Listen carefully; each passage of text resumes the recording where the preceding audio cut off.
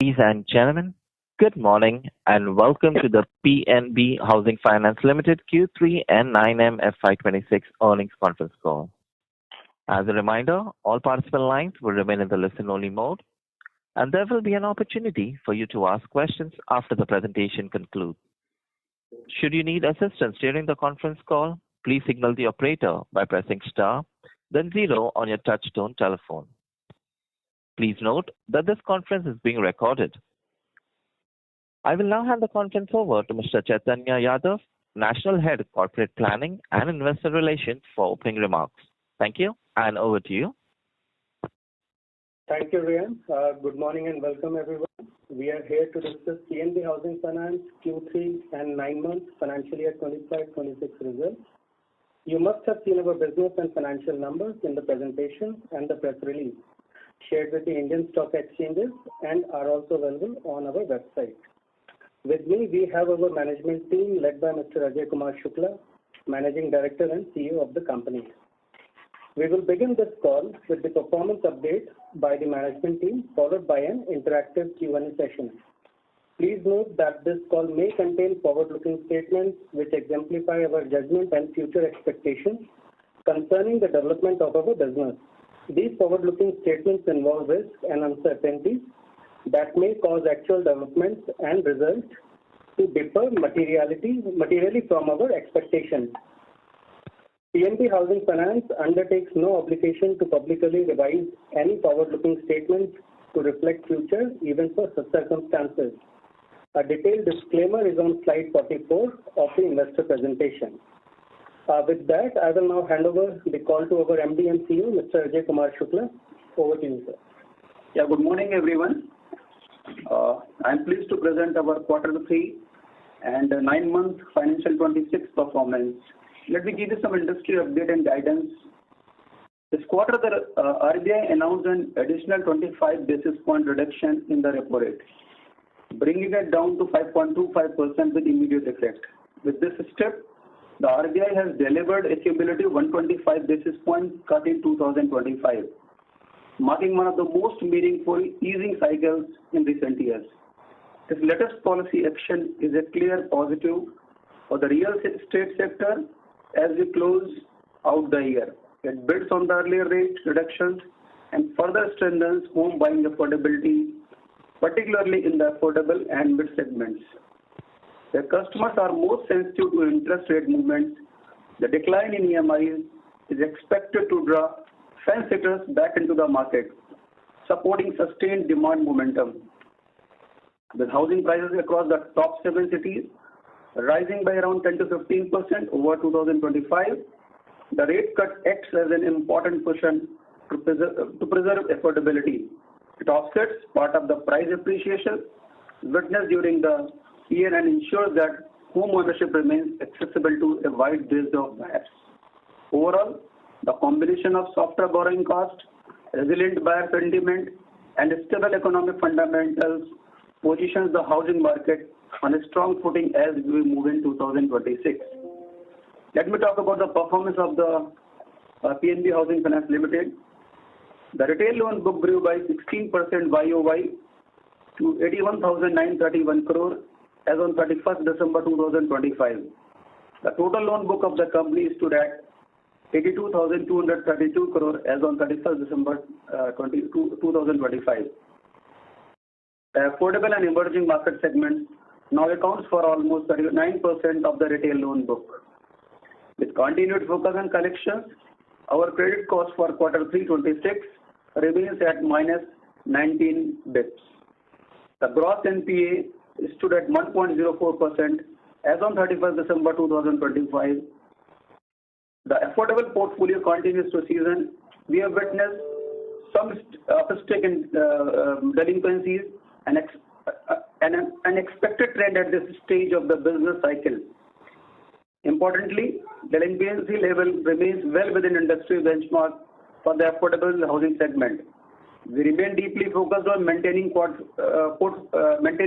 portfolio discipline and continue to work forward, achieving our long-stated target of 1 to 1.1% NPA.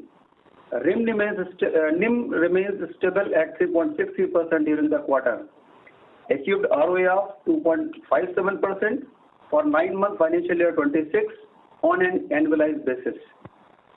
Let me now talk about in more detail on the performance achieved during the quarter.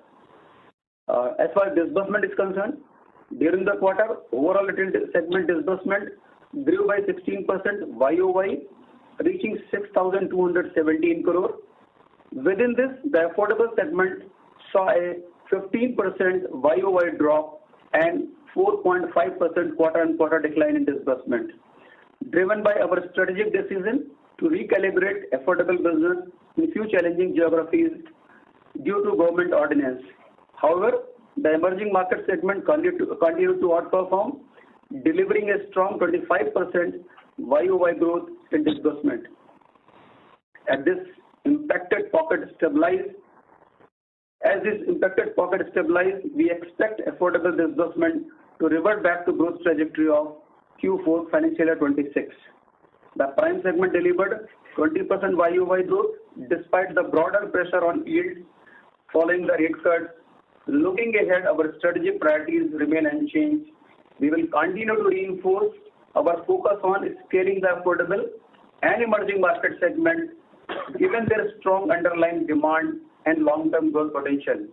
Also, we are going to start construction finance business in calibrated way in Tier 1 cities.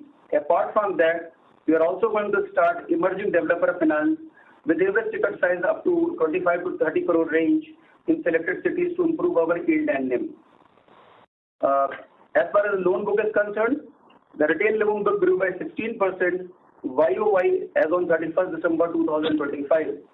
The loan book for emerging markets and affordable segment grew 31% YOY, reinforcing our commitment and focus on these segments.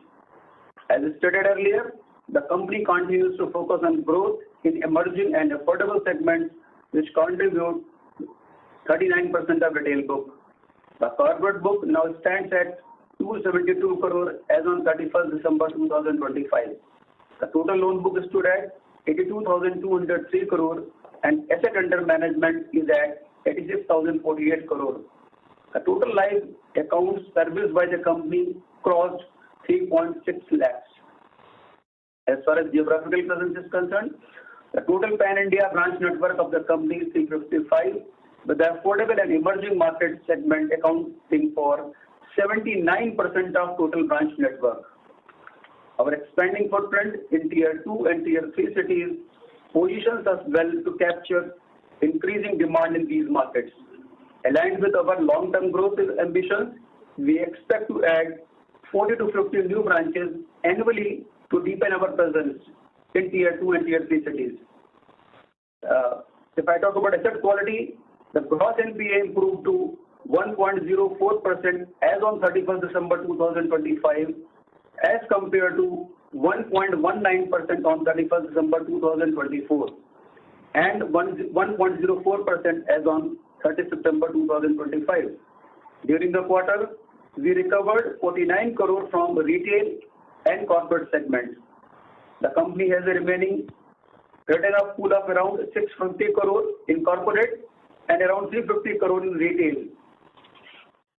As far as borrowing is concerned, our cost of borrowing improved by 19 basis sequentially to 7.50% in Q3 26, driven by ongoing negotiations with banks and the impact of repo rate cuts.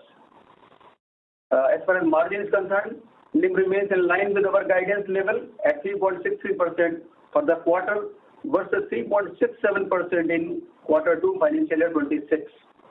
Profitability, return on assets stood at 2.57% annualized in 9 months financial year 26 as compared to 2.48% in 9 months financial year 25. Our ROE is at 12.31% annualized at 9 months financial year 26. Let me reiterate that we will continue the guidance of retail book growth in the range of 17 to 18% with higher focus on emerging and affordable segment. With this, I would like to hand over the call back to Chaitanya. Thank you so much. Thank you, sir. I will now request Vinay, our CFO, to talk about the financial numbers. Thank you, Chaitanya, and a very good morning to everyone. I am pleased to walk you through our financial results for the quarter ended 31st December 2025. As you have already heard, our total loan book as of 31st December stood at 82,200 crores, growing 14% year-on-year. Our retail loan book grew 16%, reaching to INR 81,930 crores. Affordable and emerging market segments grew 31% year-on-year put together and now constitute around 39% of our overall retail loan book. Let me start with an overview of our financial performance. This quarter, our yield declined to 9.72 versus 9.95 in Q2 FY26. This is driven by a reduction in corporate book. As we mentioned at the end of previous quarter, there was one large corporate account which got foreclosed. So that led to a reduction in our mix of corporate book and impacted 10 bps on my yield. We covered it largely through reduction in cost of borrowing, but there is still some marginal impact which was left out on the NIM. Also, the impact was there due to lower disbursement yields and higher runoffs. At the same time, our cost of borrowings improved by 19 bps sequentially to 7.5 in Q3, driven by ongoing negotiation with banks and the impact of repo rate cuts. The incremental cost of borrowing improved to 7.2% in Q3 as compared to 7.42 in the previous quarter. Our net interest income during the quarter was INR 772 crores, which is a growth of around 11% year-on-year. NIM, as I mentioned, is at 3.63 compared to 3.67 in Q2 FY26. Our operating expenses grew 16.7% and 10.5% quarter-on-quarter to 240 crores versus 217 crores in Q2. This increase includes one-time expense of 6 crores on account of the implementation of new labor codes. Plus, there is a timing difference in each of. There was a release last quarter on account of exit of previous MD, and now the cost is normalized, so this cost looks a bit of an aberration. Overall, our OPEX to ATA for Q3 is 1.09%. We continue to maintain our OPEX to ATA guidance of being range bound between 1 to 1.1%. Our pre-provision operating profit has grown 8.4% and ex one-off it has grown 10% year-on-year. Credit cost continues to be benign. It is 19 bps negative.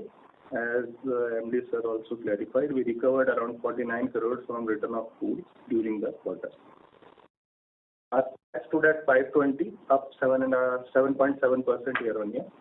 ROA improved by 9 bps on a year-on-year basis at 2.57 in 9 months FY26. ROE is at 12.3 and our overall CRAR stands at 29.61 with Tier 1 capital at 29.06. Our debt to equity is now 3.63 and our book value stands at 710 rupees. With this, I now hand it over back to Chaitanya for taking the call forward. Thank you, Vinay. Rayan, we can now open the call for the Q&A, please.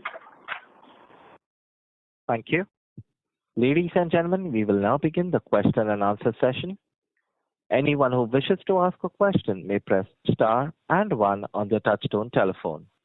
If you wish to remove yourself from the question queue, you may press star and 2. Participants are requested to use their handsets while asking a question.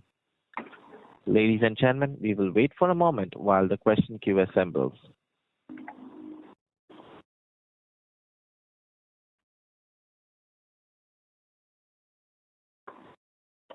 Ladies and gentlemen, if you wish to ask a question, please press star and 1.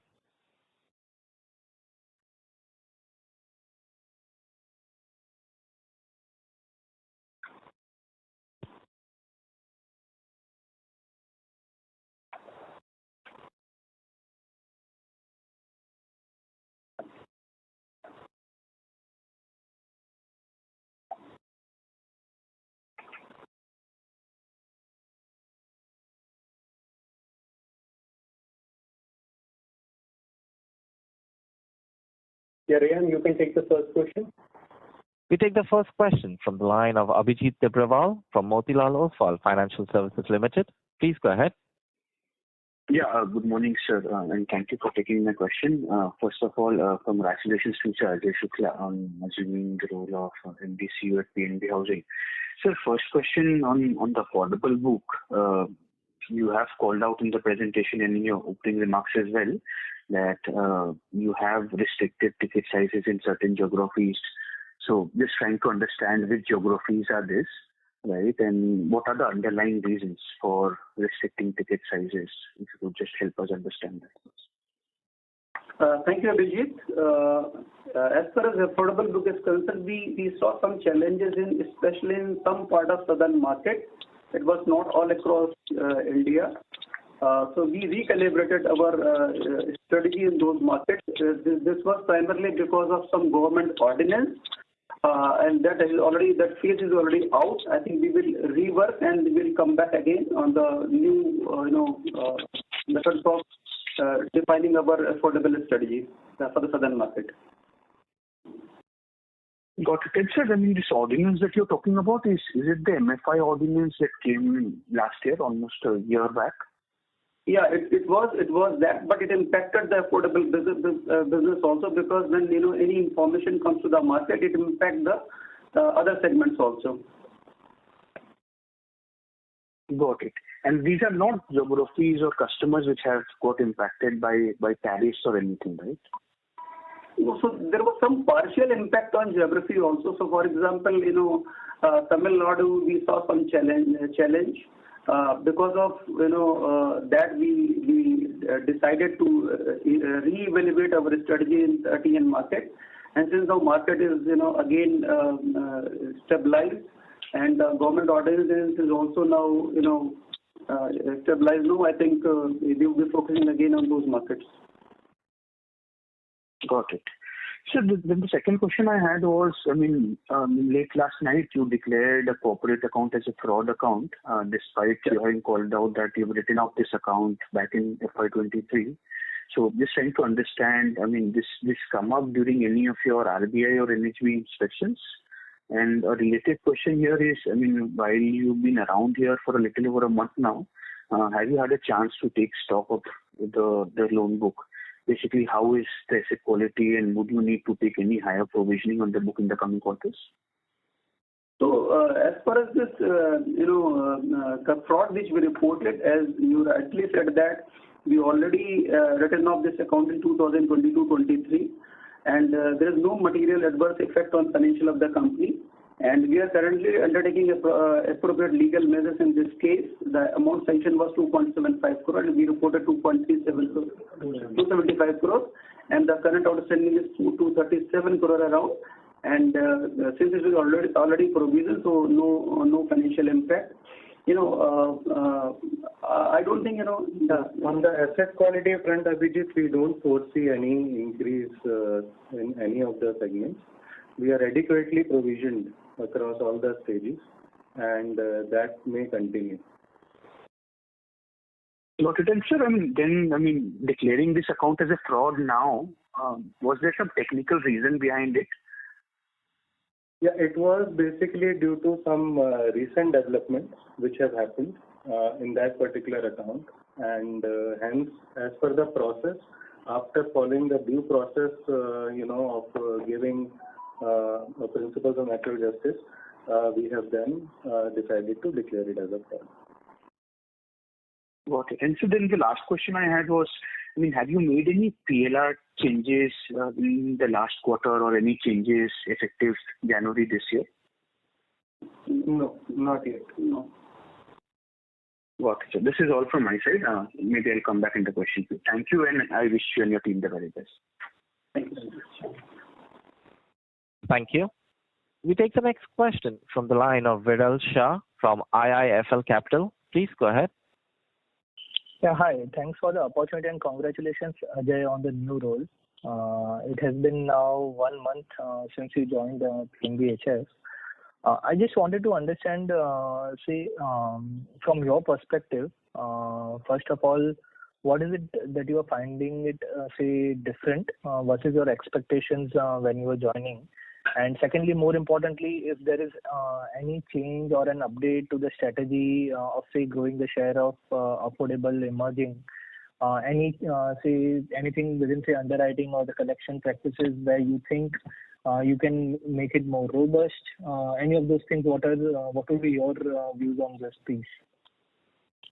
So thank you, Viral. I think, in last 30 days, what I observed that we are on the almost similar kind of path which, any other housing finance company works.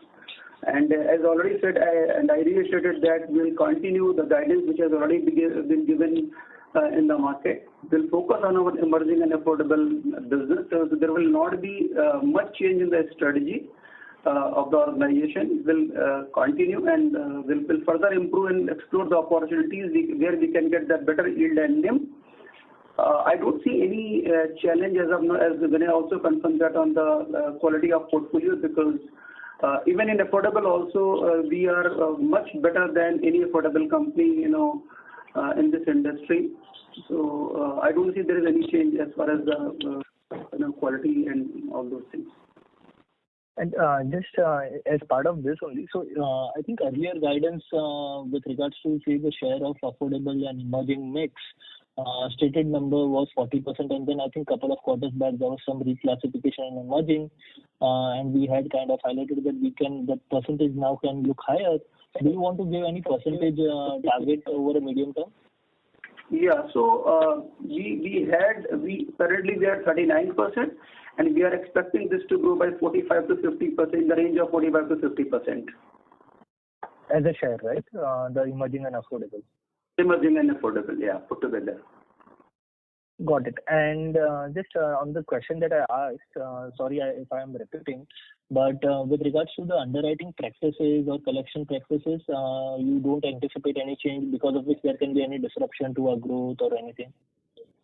No, I don't see that there will be any disruption, because I think things are going very well as far as underwriting and collection both. Got it. And so my second question, Vinay, was to you. How soon can we get to, say, or converge our overall cost of funds to now the incremental cost of funds of 7.2%? And what would be our, say, medium term now NIM trajectory guidance, if you could help us with that? Viral, so this NIM as of now, due to pressure on account of runoff and the new disbursements yields already running lower than our portfolio yield, so that pressure is going to continue. We are offsetting it with the reduction in cost of borrowing. So we continue to maintain the guidance of NIM between 3.6 to 3.7. Post Q4, we will recalibrate, looking at, once the stability happens on repo, how it is going to play out in the next year. And once we launch CF, once we launch this developer finance, I think these will obviously add on to our overall yield profile. So next year, probably we might see, some expansion once these new segments start delivering. Got it. I think this was my question from my end. Thank you so much and all the very best. Thank you. Thank you. Thank you. We take the next question from the line of Kunal Shah from Citigroup. Please go ahead. Continuing on the question with respect to, say, the under the new management, just wanted to understand any key priorities that would be there, or maybe it's the business as usual, any key priorities from your end. And in terms of the ROA, we are still guiding for 3.6 to 3.7% ROA. We still have the benefit of, say, the recoveries, which is there. So maybe in terms of taking the ROAs up, and what would be the aspirational ROA target over next 3 odd years? So thank you, Kunal. Let me, slightly correct here. I think you're talking about, NIM, or you're talking about ROA? No. So I was saying, like, margins, we are guiding for 3.6 to 3.7% margins. Okay. And we still have the benefit of the recoveries, which would eventually go away over the medium term. So then maybe in that scenario of steady margins and maybe some normalization of credit cost, how do we see the ROA panning out over 2 to 3 years? So I think this will be in the range of 2.5 to 2.6%. ROA will remain stable at the rate of 2.5 to 2.6%. If I tell you that 9-month financial 26, my ROA is 2.57% as of now. And which will be in the range of 2.5 to 2.6, 2.65 only, or will be in that range only. Just to add on, Kunal, there are 3 levers, as MD sir also mentioned. We are starting CF, so that will definitely support us on the NIM. Secondly, we are also starting a small developer finance, which is also going to be a new vertical, where average ticket size will range between 25 to 30, and yields will be in the range of 11 to 12%. So that will also be NIM accretive. And on cost of borrowing, again, we have few levers like, if the rating upgrade happens in a quarter or 2, that will also lead to substantial benefits on our cost of borrowing. So these factors, apart from shift that we are making towards emerging and affordable, it will be somewhere around 50%, let's say by end of next year. So by then we would have some benefit. And after that, these things will definitely support the current NIM profile. Actually, it will help in improving the NIM profile. Yeah, and in terms of this small developer and CF, we had gone through that cycle and we had run down this entire portfolio.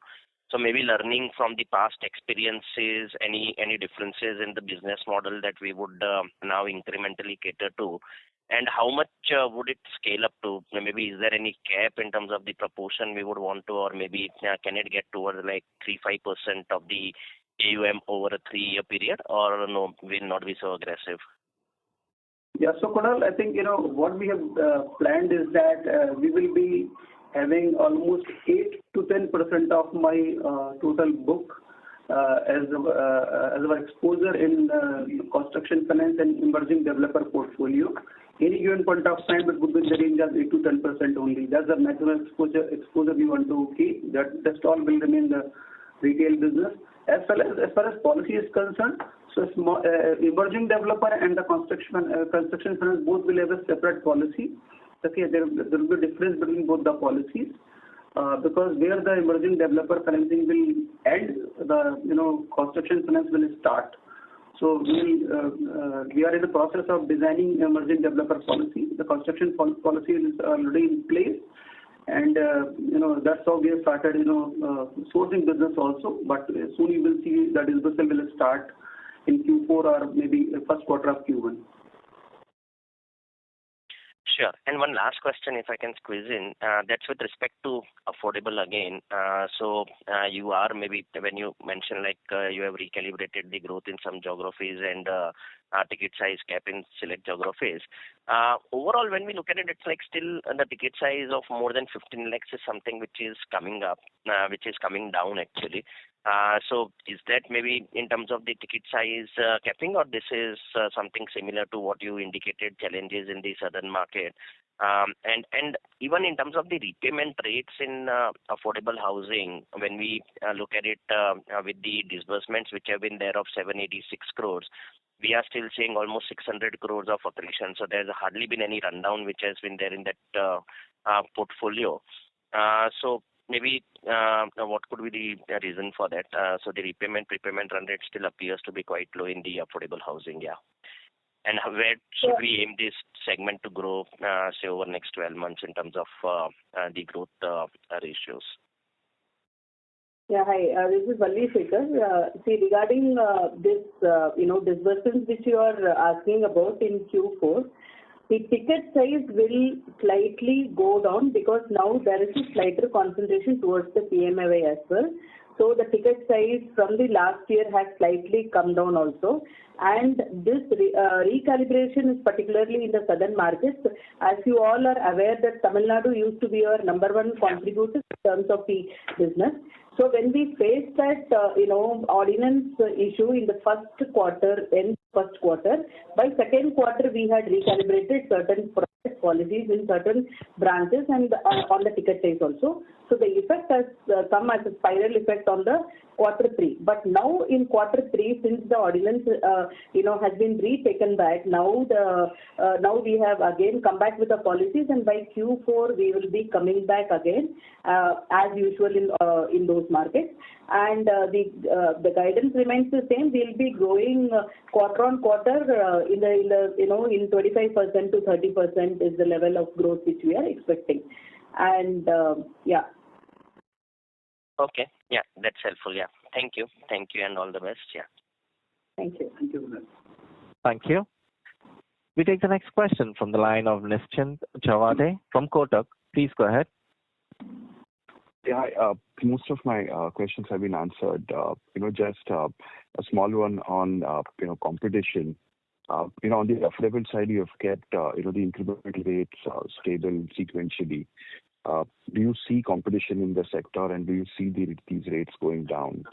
And likewise in the prime side, given the fact that we are probably towards the fag end of rate cuts, do you see the intensity of competition to reduce?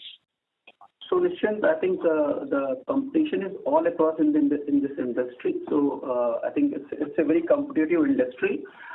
In affordable also, there is enough and good competition as we see in prime business.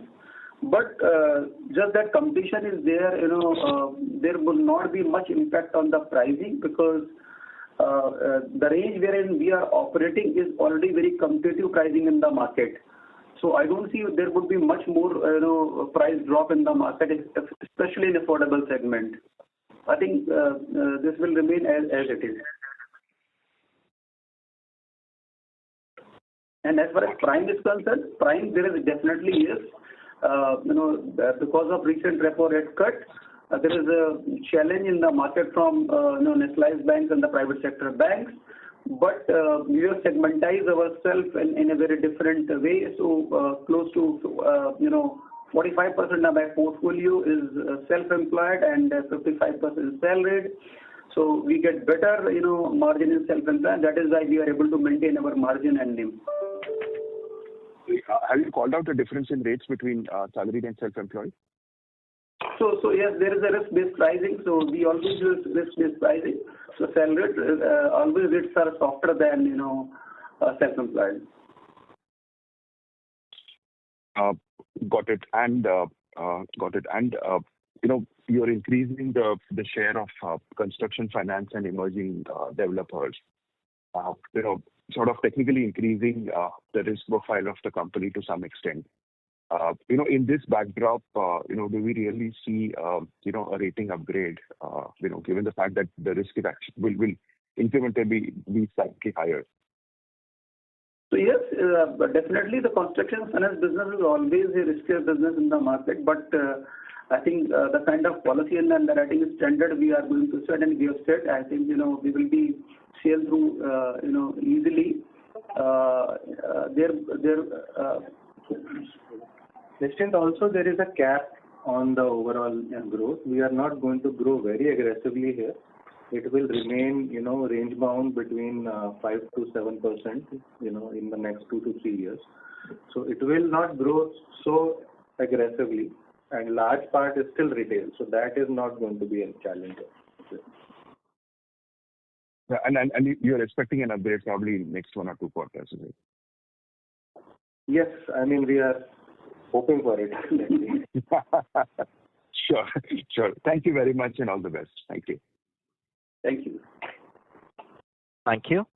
We take the next question from the line of Nidesh from Investec. Please go ahead. Thanks for the opportunity and good morning. So first question is on yield. There is a 25 basis point decline in yields in this quarter. So if I look at the share of corporate, that has slightly gone up. And I think share of emerging plus affordable has also been going up. So what explains the sharp drop in yield? Have we taken a price reduction on our back book? Because I see incremental yields are also broadly stable. So what is driving this sharp yield reduction and how you see yields going forward? Yeah, see, Nidesh, as I mentioned, out of this 25 or 23 bips, 10 bips is on account of one large corporate account which got foreclosed at the end of previous quarter. So since the book mix between retail and corporate has gone down, and that was a large account of around 340 crores odd, so that got foreclosed. So that has impacted my yield mix for this particular quarter specifically by 10 bips. Rest 12 to 15 bips is on account of disbursement yield being lower than the book yield, and the higher runoff pressure which entire industry is going through on the prime and emerging segments. And how do you see yields going forward? Going forward, again, or we should see. So this 10 bips obviously is one-off this quarter. Unless we see more runoff happening on the corporate side, this should not impact again. Then the next 10 to 12 bips is something which will remain. And that is what we are trying to offset through the reduction in cost of borrowing. Sure. And secondly, the runoff rate has also increased. You also mentioned that. But if I look at the calculated repayment rate was around 15% till Q1, and it has now increased to almost 19% in this quarter. So, yeah. So this, how much is balance transfer out of it, and how do you see what we are doing to arrest this? So, as you rightly mentioned, yes, it has gone up from 15, 16 to around 19 now. And a large part of this is on account of BT outs. The increase is actually on account of BT outs. And this is true because of the current rate cycle. We are trying to manage, but I think it will remain somewhere around 18 to 19% till the rate stabilizes. So till quarter one, Nidesh, the BT in was higher than the BT out. After the softening of rate of, and repo rate cut by the RBI, the trend of BT in has changed. So if I talk about, this quarter, earlier the story was, whatever was the BT in, approximately same was the BT out. But now there is a difference between BT in and BT out of almost 2%. Month on month. So quarter three there was a difference of almost 2% because the rates have softened. So customers are looking for better prospects, or maybe where they can get a better rate. So this challenge is not with us. I think this is the industry challenge which industry is facing. Whenever there is a sharp rate cut, you will see this trend. Sure. And then lastly, if you can also speak about the yields in the corporate, in the construction finance book. So on the emerging developer, you mentioned yield of around 11%. What will be the yield in the construction finance book of ticket size of more than 30 crores? Yield, I think, it would be in the range of around, you can just safely say between 12 to 12.5%. That would be the range in construction finance. Because in the emerging segment, you mentioned the yield of 11%. So I thought the emerging it will start from 11% because this emerging developer will have a combination of cities like Delhi and all those. So the super prime developer of this segment will definitely look for a better yield. So it will start from 11, but it will go up to 13 and 14% also. So overall, we'll maintain in the range of 12.5 to 12.75%. So largely the corridor would be between 12 to 12.25%. Sure. Thank you, sir. That's it from my side. Thank you. Thank you. We take the next question from the line of Bunty Chawla from Ask Investment Managers. Please go ahead. Thank you, sir. Thank you for giving me the opportunity. Firstly, on this, as you have said that you have reported the fraud which is already written off. So any internal implications or any steps needs to be taken internally in the system because of this? If you can highlight on that. No, I don't think there is. Thank you, Bunty, for first of all the question. I don't think there is any internal implication. There's a process which have to be followed, so we followed the process. And already legal measures are going on, so I don't think there is any internal implication of this. Okay, that was very helpful, sir. And secondly, as you mentioned that you will be able to sustain the 17% growth for retail segment for this year also. So that gives, if you see the Q4 number in terms of disbursement slightly higher on a sequential basis, like 45-50%. Is it possible after you already said that we are now moving to normalization in terms of affordable? So this gives a large task in terms of disbursement in Q4. Yeah, so always in the industry, the Q4 disbursal is always high. Currently on YOY basis, we are at 16%, so 18% should not be a challenge because that's how historically you see the data talks about. So I think we would be able to achieve those numbers. Okay. And sir, lastly, you said we will be able to maintain the margin 3.6 to 3.7 along with the stability in ROA of 2.5 to 2.6%. But as we see currently, we are in the end of cycle of the negative provisioning. Next year, it should be normalization of credit cost and all. So what drives you to give the confidence of ROA remaining stable at this level? So there are two aspects of this. First of all, I think we have a pool there in at least in 4 to 5 quarters, we will have a recovery from our write-off pool. So that's the first confidence. The second confidence is that, once we will improve over this affordable business and emerging business from the level of 39 to 45 to 50%, that will give us better yield.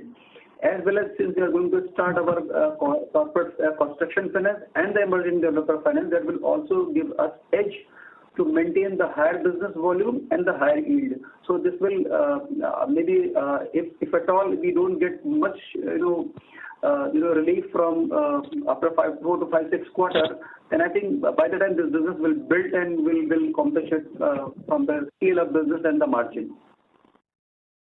Oh, okay. So you are saying that the recovery will continue still for next 4 to 5 quarters. So on that basis, what should be the normalized credit cost for FY27? So FY27, I think it would be, we are expecting, if I talk about next year from 27 onward, it would be in the range of 20 to 25 bits, credit cost. Okay. That was very helpful, sir. Thank you and congratulations, Ajay sir. Thank you. Thank you. We take the next question from the line of Avinash Singh from Emkay Global Financial Services Limited. Please go ahead. Yeah, good morning. Thanks for the opportunity. Again, a bit kind of continuing on that ROA and NIM question. So, I mean, currently that NIM is like 3.6, 3.7 that you kind of reaffirmed. And if we were to look at NIM plus fee, probably close to 4.1 odd %. Now, I mean, beyond these 4-5 quarters where you have this benefit of provision reversal, a normalized credit cost probably if it is going to be within a 20 basis point, assuming that, okay, anyway, you are going into purchase and development finance. Probably, basically, this is a kind of a reversal of nearly 40 odd basis points in terms of the where credit cost is. So mathematically speaking, to maintain ROA and also with your kind of growing book, the financial leverage will mathematically work against that your NIM plus fee. Now, so when you are looking say FY28 or even beyond 2 point kind of a current level of ROA, basically that requires a NIM plus fee to go up mathematically by nearly 50 basis points. So, I mean, of course, there are push and pull factors, but are you sort of confident because we have very limited scope in OPEX, what I understand, and of course, credit cost side has like 40 basis point kind of a reversal. So, do you see, mathematically speaking, that the 50 basis point is pull and pull factors taking this, let's put NIM and fee to 4.5%? Because that will be kind of a required level to deliver this 2.5, 2.6% ROA. Thanks. Avinash, I think you rightly said that there would be impact of almost 40 to 50 bits to get that kind of ROA. I think we are pretty much confident that we'll be able to do it because the kind of yield and the NIM, will get in my construction finance and my small emerging developer funding. I think this will help us. Plus, scale up business will also help us because once the business scales up, your cost always goes down because it gives a benefit of your book also. So I don't think there will be any challenge on that. So, yes, thanks. Also, beyond FY26, I mean, what is kind of further now you are going to start sort of a new segments and all. So, medium-term growth guidance or aspiration, what's that level? So, we are working on that. We'll come back on that, So, got it. Thank you. All the best, sir. Thank you. Thank you. We take the next question from the line of Himanshu Taluja from Aditya Birla Sun Life AMC Limited. Please go ahead. Hi, sir. Thanks for the opportunity. Just a couple of questions at my end. Can you just, given you in your opening remarks, you called out certain with respect to few challenges in the southern markets related to the MFI ordinance, which triggered some calibration. Is there anything apart from this? Is there any other any other challenges with respect to overheating of these geographies? Because we are seeing various players operating in the southern markets are seeing some slowdown. Can you just call out if there is any apart from this, and how do you plan to react to this situation? Second is on the affordable housing, we are seeing some of the industry bureau data which suggests that there is volume softness in the ticket size of up to 25 lakhs for the industry.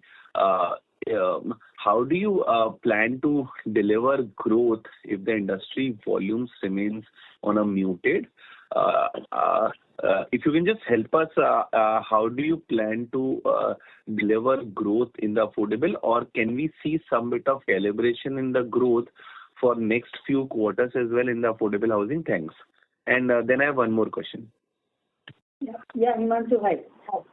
So this, as far as this, ordinance issue was there, it was an issue that came up in the end of Q1, where the spiral effects continued in Q2 also. In our collections, we found some heat coming in the early delinquencies were coming. So we immediately took a proactive action, and because that being our biggest contributor of the business numbers, we immediately got into ticket size, and we have already given in one or two of our meetings that we converted the country as tier 1, 2, 3, 4, and we bifurcated the ticket size as per the tier 3 and tier 4 markets as well. So now by end of October, November, around the festivities, the ordinance circular has again come from the government, and we find the situation normalized. And by end of December, we are finding even the collections strategy becoming normal. So now again we will go back into our original policies, because we had completely slowed down there. Now we will go back and come back to the original policy. A. And secondly, regarding up to 25 lakh cases, I would have slightly deviated statement on this, because with PMAY coming in, all the players are getting more into EWS and LIG. So it might be a very temporary slowdown, but I would not say, because the PMAY, everybody is getting into it, because it is until 5 years the customer cannot leave out of us doing a BT out. It is a very good proposition which is given by the government. So everybody is following that. So taking that in queue, we will be in the same level of growth which we were posting in the previous quarters. Yes, we were growing very rapidly in the first 2 years because we were a startup mode, but now we will come as per the industry standard to 20 to 25% quarter-on-quarter growth ongoing, Himanshu. Yeah, sure. Just the last question, what proportion of the PMAY, is in the total disbursement currently? So probably what proportion that will be in terms of the total disbursement, PMAY contribution? So PMAY 2.0 is not, it is just started.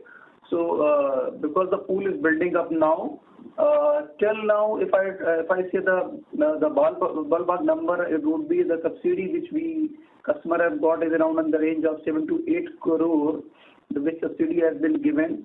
I think there were some challenges and teething trouble in initial days of when the program was launched, some technical challenges which have been sorted now.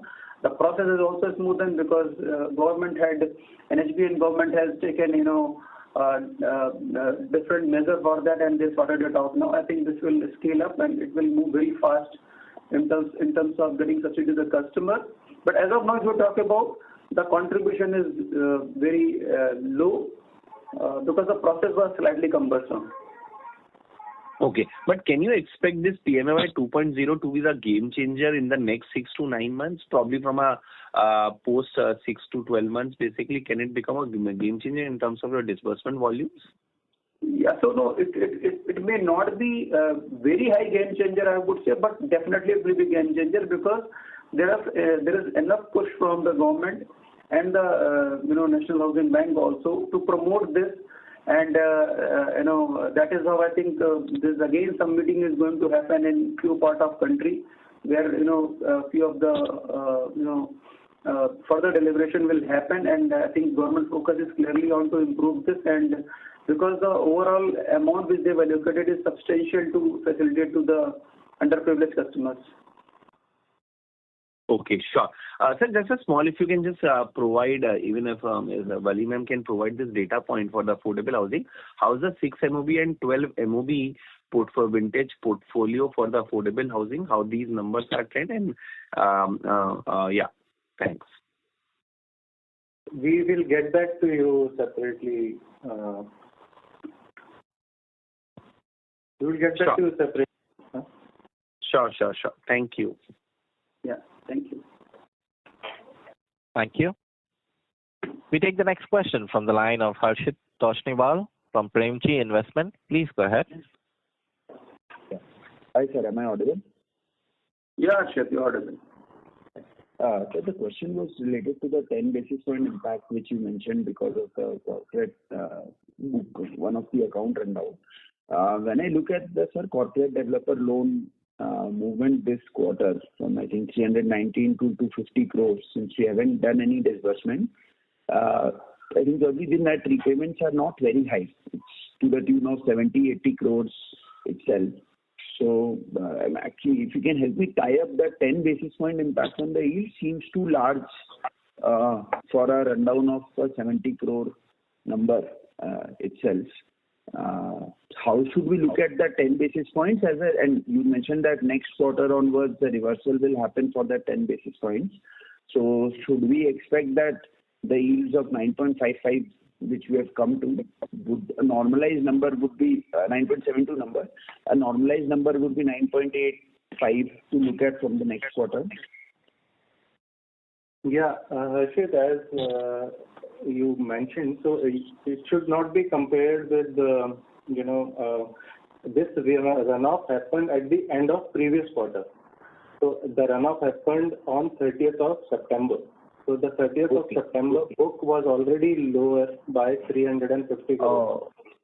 So it has actually run down at the end of Q2. So hence it is not showing in the runoff, but it is, if you see Q2 beginning book and then compare, you will be able to see the difference. Got it. Sir, in that case, then my 9.72% reported yield this quarter, shouldn't this be the normalized base rather than why would that 10 basis points normalize? No, that's right. I was explaining walk of yield versus previous quarter. So it has impacted negatively versus previous quarter. But this is a new normal now, 9.72, which will continue going forward. Okay. Got it. Sure, sir. Okay. Thank you. Thank you. We take the next question from the line of Praful Kumar from Diamond Asia. Please go ahead.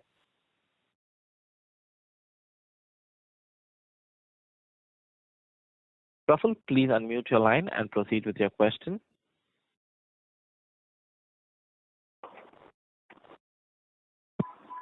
Since there is no response, we will move on to the next question, which is from the line of Prithviraj Patil from Investec. Please go ahead. Most of my questions have been answered. I just had one question on the disclosures that we're giving. So affordable, prime and emerging, have you changed any classification there? Because I see that the Q3 FY25 numbers are different from the ones that were reported earlier. So I just wanted to know if there's any classification change there. Thanks. Praful, there is no change of classification. The classification as it is. The geography, the segment is, there's a difference of only segment of the geography. So what we are following still. So there is no classification change. Rather, we increase our footprint in emerging and affordable segment. Okay. Yeah. Thank you. Thank you. We take the next question from the line of Umesh Jain from Kotak Life Insurance.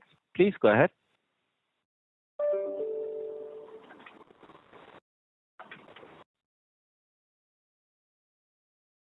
Umesh, please unmute your line and proceed with your question.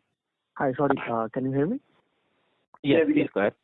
Yeah, thank you for the opportunity. Have you answered the reason for no change in the branch addition? If I look at the branch addition in the affordable and emerging market, we have not seen sequential change, while from last couple of quarters there was a very strong, healthy branch expansion. And how should we see this number going forward in Q4 and FY27? So, Umesh, I think, the practice which we are following is that at the end of last quarter, we add new branches. If you see, why it has not happened sequentially in this quarter, because this quarter will add some 35 to 40 branches, which will reflect and operational in quarter one of next year. Sure. And what will be net branch addition in FY27? 27, we are expecting 50 branches almost. Oh, 50 branches put together, and what will be the affordable mix? No, so 50 branches, if I talk about end of 27, it would be around 75 to 80 branches, but because these branches which will come up in quarter 4 will actually reflect in 27, plus 27 branches will be working on that. So the total number of branches put together for this year, next year would be around 70 to 80 branches. Sure. And majority would be affordable. And majority would be affordable in tier 3, tier 4 cities. Sure. Thanks. Thank you. Ladies and gentlemen, with that, we conclude the question and answer session. I now hand the conference over to the management for their closing comments. Thank you, everyone, for joining us on the call. If you have any questions unanswered, please feel free to get in touch with Investor Relations. The transcript of this call will be uploaded on our website, that is www.pnbhousing.com. Thank you for your participation. Thank you. Thank you. On behalf of PNB Housing Finance Limited, that concludes this conference call. Thank you for joining us, and you may now disconnect your line. Okay.